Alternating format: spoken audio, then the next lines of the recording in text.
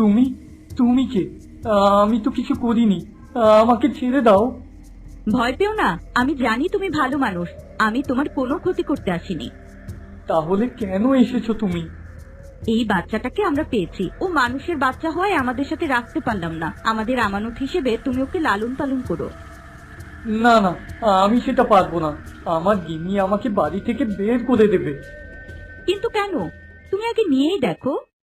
নিয়েছিলাম, কিন্তু গিন্নি বাচ্চাটাকে ফেরত দিতে পাঠিয়ে দিল। তো এখন তুমি কি করতে চাও? এই ছোট বাচ্চাটার জন্য তোমার মায়া হয় না? হ্যাঁ, হয়তো, কিন্তু আমার নিজের বাচ্চারাই তো না খেয়ে মরছে। তার উপর এই বাচ্চার দায়িত্ব আমি কিভাবে নেব? গিন্নি আমাকে আস্ত রাখবে না।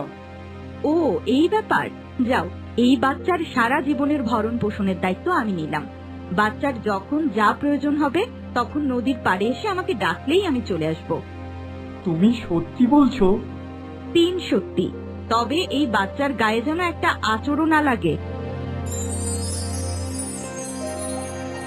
এগুলো নিয়ে যাও। আর হ্যাঁ, ওর নাম হবে জলকন্যা। আমি কি এতক্ষণ কোনো স্বপ্ন দেখছিলাম? এগুলো কি সত্যি হতে পারে? কি জানি। যাই, এগুলো নিয়ে বাড়ি ফিরে যাই।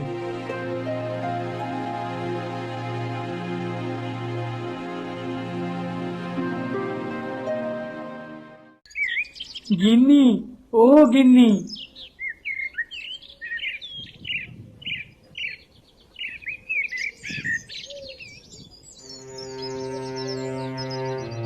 এ কি, বাচ্চাটা তুমি আবার নিয়ে এসেছো? তোমাকে না বললাম বাচ্চাটা রেখে আসতে? কি হলো, কথা বলছো না কেন? একটু থামবে তো তুমি? যাও তো, পাশের বাড়ির গোয়ালা থেকে একটু দুধ নিয়ে এসো।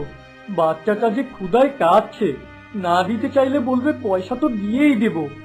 পয়সা? পয়সা কোথায় পাবে তুমি? দুধের শের কত সে খেয়াল আছে? শুধু শুধু বাচ্চার পেছনে খরচ করবো কেন আমি, বলো তো?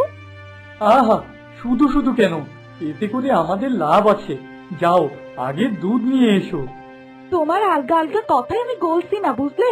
বাচ্চাটাকে আগের জায়গায় রেখে আসো তো, না হলে দাও, আমি রেখে আসছি।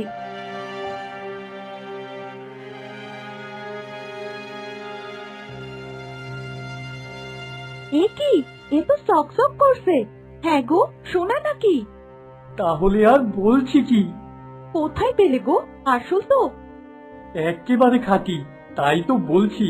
বাচ্চাটা রেখে দাও, লাভ হবে। কিন্তু কে দিল বল?